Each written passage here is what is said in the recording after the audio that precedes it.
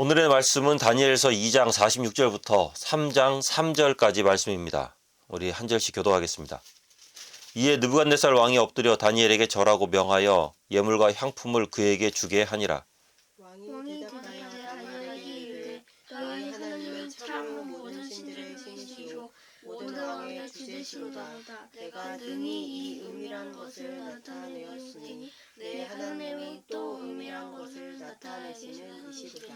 왕이 이에 다니엘을 높여 귀한 선물을 많이 주며 그를 세워 바벨론 온 지방을 다스리게 하며 또 바벨론 모든 지혜자의 어른을 삼았으며 왕이 또 다니엘의 이르기를 사드락과 메삭과 아벳느고를 세워 바벨론 지방의 일을 다스리게 하였고 다니엘은 왕궁에 있었더라.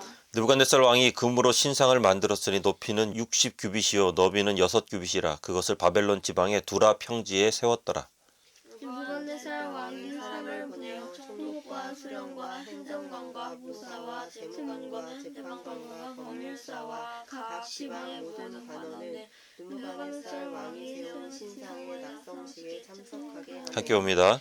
이에 총독과 수령과 행정관과 모사와 재무관과 재판관과 법률사와 각 지방 모든 관원이 느부갓네살 왕이 세운 신상의 낙성식에 참석하여 느부갓네살 왕이 세운 신상 앞에 서니라. 아멘. 근데 지난 시간까지 우리는 다니엘이 그의 삶 가운데서 만나게 되었던 여러 가지 시련들을 어떻게 이겨왔는지 함께 나눠왔습니다. 두 번의 큰 시련이 있었습니다. 첫 번째는 왕의 음식을 거절해야만 될 때, 그리고 한 번은 왕궁의 모든 엘리트가 학살당하는 이 진짜 절체절명의 사건이 한 번 있었죠. 보통 사람이라면 아마 이런 당면한 현실에 그냥 대충 이렇게 수긍하거나 타협해버리거나 아니면 멘탈이 무너져버릴 만한 상황이었지만 다니엘은 오히려 그 상황을 역전의 기회로 삼아버립니다. 저는 이 부분을 묵상하면서 이런 생각을 한번 해봤습니다. 물론 다니엘이 가지고 있는 남다른 영성도 크게 한몫을 했겠죠.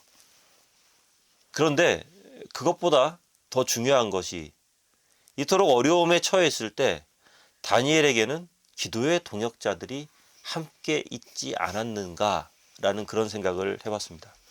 권모술수가 난무하고 물고 뜯기는 정쟁의 한가운데 들어갔던 다니엘과 세 친구들이었지만 이들은 서로를 위해서 중보하고 서로를 위해서 기도하면서 그 모든 풍파를 함께 뚫고 견뎌냅니다.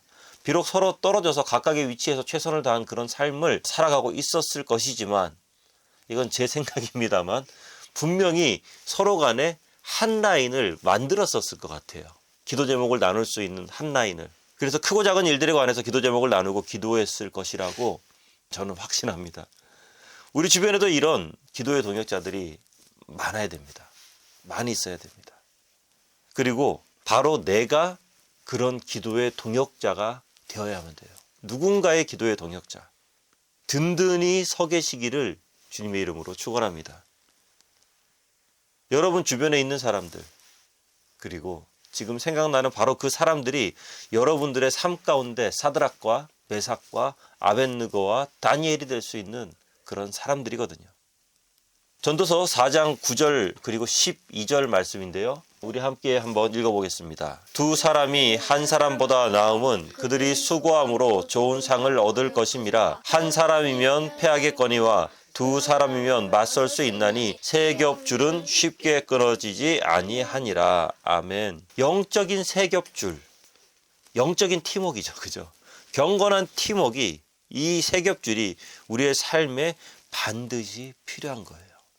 다니엘서 2장 48절 49절 말씀 함께 읽습니다. 왕이 이에 다니엘을 높여 귀한 선물을 많이 주 그를 세워 바벨론 온 지방을 다스리게 하며 또 바벨론 모든 지혜자의 어른을 삼았으며 왕이 또 다니엘의 요구대로 사드락과 메삭과 아벳느고를 세워 바벨론 지방의 일을 다스리게 하였고 다니엘은 왕궁에 있었더라. 아멘. 거룩한 세 겹줄이 돼서 서로를 지탱하면서 어떻습니까? 한 사람은 국무총리가 되고 이 국무총리의 청탁으로 인해서 나머지 세 사람은 지방 주요 도시의 시장이 되었어요. 그렇게 하면서 이들이 믿음을 지키면서 행복하게 잘 살았더라. 이렇게 그냥 해피엔딩으로 끝나게 된다면 얼마나 좋겠습니까? 그런데 또 다른 시련이 찾아옵니다. 1절 말씀 함께 있습니다. 느부갓네살 왕이 금으로 신상을 만들었으니 높이는 60규빗이요 너비는 6규빗이라 그것을 바벨론 지방의 두라 평지에 세웠더라. 아멘. 느부갓네살은 바벨론 근처에 있는 두라 평지라는 굉장히 넓은 평지에 높이가 60규빗, 그러니까 우리로 치면은 30m입니다. 높이가 30m. 그리고 너비가 가로가 3m나 되는 거대한 신상을 건축합니다. 이 30m가 어느 정도냐면은 지금으로 치면은 아파트의 한 10층, 11층 정도 되는 그 정도 높이의 건축물. 그리고 요즘에 만드는 무슨 불상들처럼 겉에만 금으로 대충 씌우는 것이 아니라 금으로 속까지 꽉꽉 채워넣은 금 자체로 주조해버리는 엄청난 구조물을 만들어버린 것이죠. 이것은요, 당시 바벨론이 가지고 있었던 문화와 예술 수준뿐만 아니라 당시 바벨론이 가지고 있었던 이 어마어마한 경제력의 수준까지 과시하는 거죠. 평지에다가, 넓은 평원에다가 이 엄청난 금으로 만든 신상을 만들었다. 아침에 해가 뜨면 아마 햇빛을 받으면서 이 평지 전체가 금빛으로 번쩍번쩍했을 거예요. 온 평지를 황금빛으로 온종일 물들였을 것인데 상상하기 힘들 정도로 대단한 모습이었을 겁니다. 이 10층, 11층 높이 정도 되는 금으로 만든 신상. 그런데 한 가지 이상한 점이 있습니다. 다니엘서 2장 47절 말씀인데 우리 함께 봅니다. 왕이 대답하여 다니엘에게 이르되 너희 하나님은 참으로 모든 신들의 신이요 모든 왕의 주제시로다. 내가 능히 이 은밀한 것을 나타내었으니 내 하나님은 또 은밀한 것을 나타내시는 이시로다. 아멘. 2장 후반부에서 꿈을 해석해 준 다니엘 앞에서 이렇게 하나님의 능력을 찬양하면서 놀라움을 금치 못하면서 모든 신의 신이라고 이렇게 막 찬양했던 왕인데 3장에 들어서니까 사람이 180도 확 바뀌어버리죠. 그죠? 이것에 대해서 우리가 좀 이상하게 생각할 수도 있지만 이게 우리 읽는 사람들 입장에서는 한 장 넘어갔잖아요. 그죠? 2장에서 3장으로 한 장 넘어간 건데 이게 시기적으로는 15년이나 시간이 이렇게 지난 시점입니다. 15년. 그러면은 이 느부갓네살 왕이 15년이나 지난 과거의 일을 완전히 잊어버리고 이런 엄청난 일을 감행했을까? 아닙니다. 느부갓네살 왕은 오히려 똑똑히 기억하고 있었어요. 너무나도 잘 기억하고 있었기 때문에 이런 일을 시작한 겁니다. 이 헬레니즘이 시작된 인본주의 싹트기 시작하기 전까지는요, 거의 모든 신상들, 이건 동물이나 자연의 모습을 하고 있었습니다. 해, 달, 별, 뭐 이런 것들, 동물의 모습들. 그런데 갑자기 왕이 자신의 모습과 비슷한 신상을 만들려고 하죠. 이것은 바로 다니엘이 해석해줬던 그 꿈의 내용이 15년이 지나면서 더욱 또렷해졌기 때문입니다. 자신이 꿈에서 본 신상은 어디만 황금이었어요? 머리. 머리만 황금이었어, 그지? 그런데 느부갓네살 왕이 만든 신상은 어디서부터 어디까지 다 황금이에요? 머리부터 다리까지. 맞아, 발끝까지 다 황금이에요. 바로 하나님의 계시의 정면으로 반박하면서 신을 능가해 버리겠다는 원대한 목표를 지금 느부갓네살 왕은 세워 놓은 것입니다. 바벨론의 영광이 이 머리에서만 끝나버리는 것이 아니라 바벨론의 영광은 인류 역사를 통틀어서 결코 멈추지 않을 것이다. 인류 역사에는 오직 바벨론만 있을 것이다. 바벨론이 인류 역사의 중심이 될 것이다. 이런 메시지를 신상을 통해서 지금 선포하는 거예요. 황금으로 만든 신상을 통해서. 이 시점에서 그러면 왜 15년이 지난 이 시점에서 느부갓네살 왕이 이런 신상을 만들었는가? 15년 전에 다니엘이 꿈을 해석해 준 바로 그 시기만 하더라도 느부갓네살 왕은 이제 왕이 된 지 한 3년 정도밖에 되지 않는 신출내기였습니다. 젊은 왕이었죠. 불안정했겠지만 뭔가를 계속 이뤄내고 싶은 욕구가 충만할 때였어요. 그리고 목숨을 건 싸움의 연속이 계속 이어졌어요. 15년이었어요. 무적의 왕이었지만 창과 칼이 난무하고 화살이 빗살처럼 쏟아지는 그러한 전쟁터를 어느 누가 두려워하지 않을까. 그런데 그 15년 동안 지나면서 느부갓네살은 단 한 번의 전투, 단 한 번의 정복 전쟁에서도 진 적이 없어요. 패한 적이 없어요. 네, 무적의 왕이니까. 전쟁의 신이니까. 거기에다가 이 바벨론이 신상을 세운 이 시기가 주전 586년 정도 되는데요. 이 시기가 어느 때냐면은 바로 예루살렘을 완전히 멸망시켜버린. 그러니까 남유다 왕국 자체를 갖다가 역사 속에서 소멸시켜버린 딱 그 시기입니다. 솔직히 다니엘의 하나님이 처음에는 조금 무서웠을 거예요. 두려웠을 거예요. 그래서 예루살렘을 공격하는 것도 조금 그랬을 거예요. 하지만 공격해보니까 공격이 되거든. 통하거든. 그 야훼 하나님이 지킨다는 유다 왕국을 내가 쓸어버렸어요. 그러면은 그 하나님의 신탁은 틀린 겁니다. 당신은 신들의 전쟁이니까요. 그 신탁은 틀린 거고 나의 왕국은 영원할 것이다. 느부갓네살은 분명히 이런 마음을 먹었을 겁니다. 이 사람의 간사함이 이런 데서 확 드러나죠. 환경과 여건에 따라서 그냥 손바닥 뒤집듯이 바뀌는 게 바로 사람의 마음이잖아요. 내가 을의 위치에 있을 때는 갑이 막 그렇게 행포를 부리면은 난 절대 저렇게 살지 말아야지. 못마땅한데 손에 막대기라도 하나 쥐어지면은 한번 휘둘러 보고 싶은 게 그게 사람의 마음이라고요. 집권 초기에 가졌던 하나님을 향한 겸손한 마음 완전히 잊어버리고 이제는 그 예루살렘을 정복한 이후로 하늘 무서운 줄 모르는 그런 상황이 되어버린 겁니다. 18년 동안 무적의 군대를 거느리고 승승장구하는 인생을 살았습니다.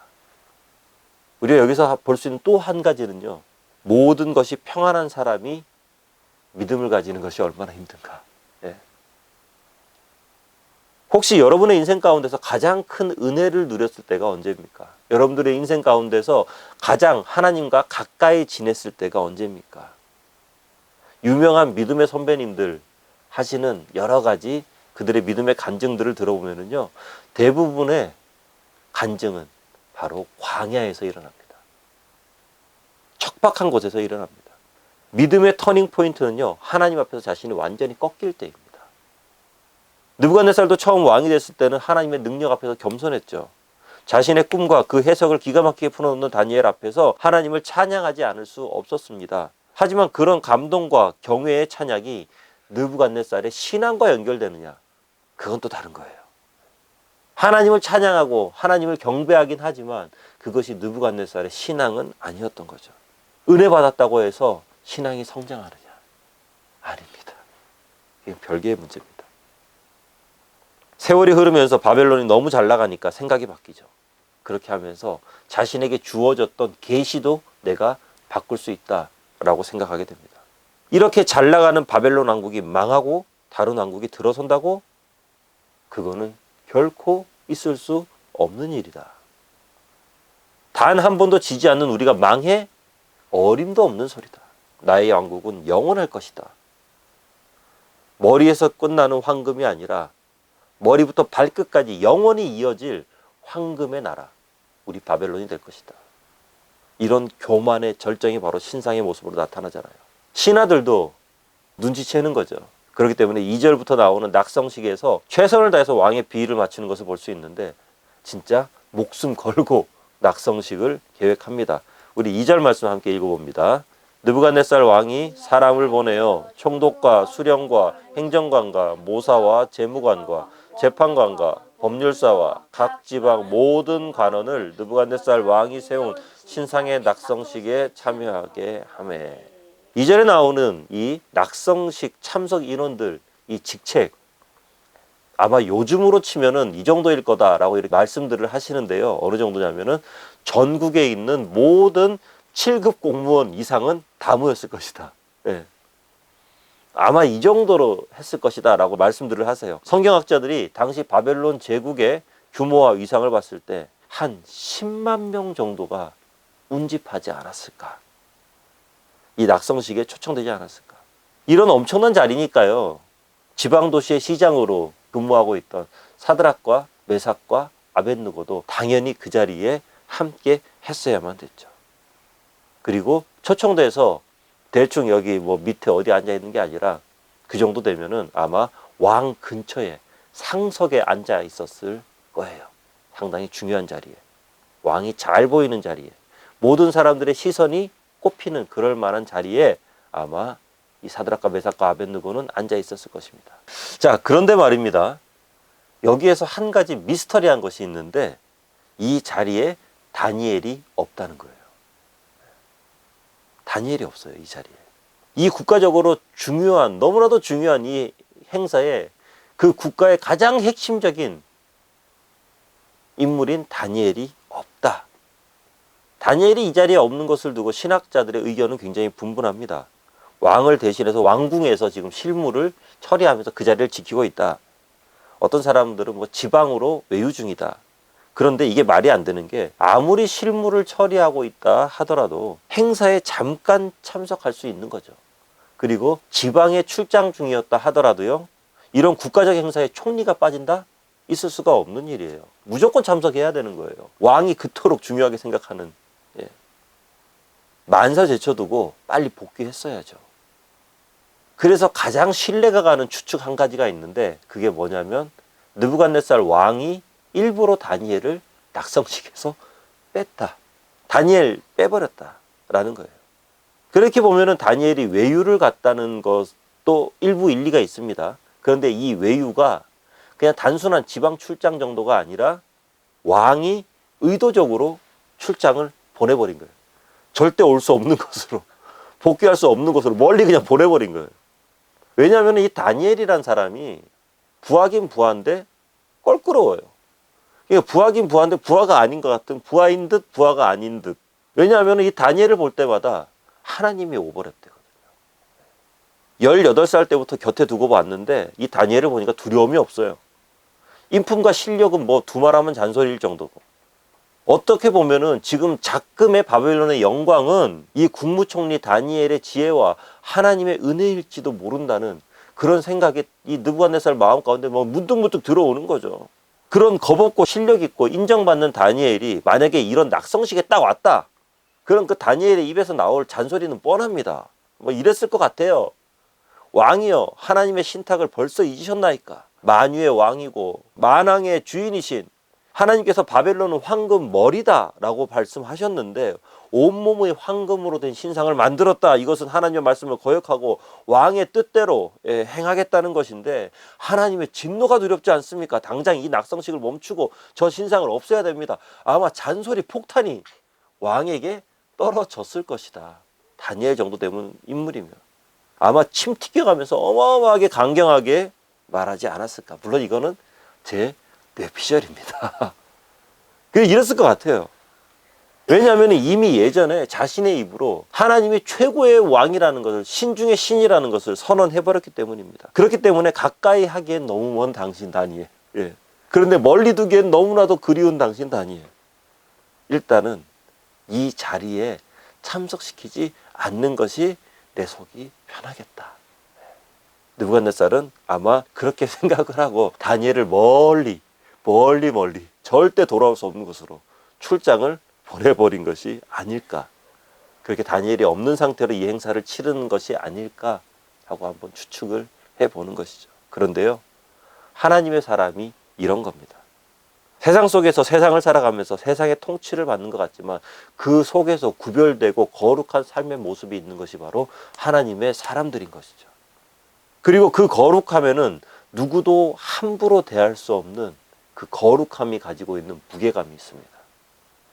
전 세계를 제패하는 왕조차도 함부로 대할 수 없는 경건함이 다니엘에게 있었던 거예요.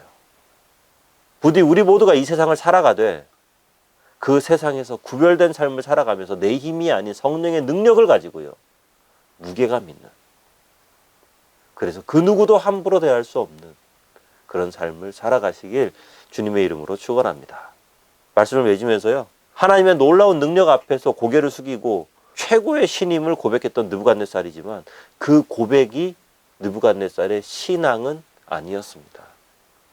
그냥 팩트에 입각한 감동의 표현, 뭐 이 정도였죠.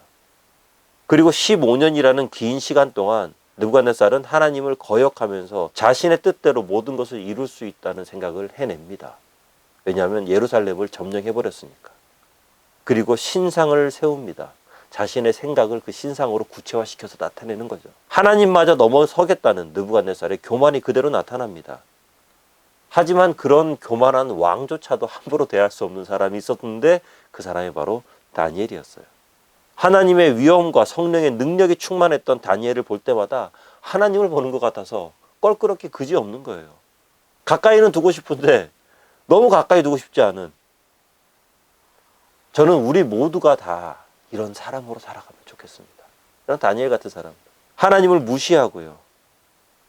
무시하는 정도가 아니죠. 하나님이 없다고 말하면서 사람이 제일이고 사람이 모든 것을 다 이룰 수 있다고 말하는 이 교만한 세상 가운데 살아계신 하나님의 존재를 그들에게 인식시키고 예수님의 사랑을 전하면서 성령의 능력을 가지고 범접할 수 없는 경건함과 거룩함으로 이 세상 가운데 우뚝 서는 겁니다.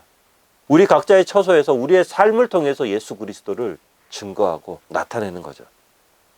우리의 삶으로 하나님을 증거하며 성령의 함께 하심을 나타내는 것입니다. 우리 모두 그렇게 살아가기를 주님의 이름으로 축원합니다. 기도하겠습니다. 하나님,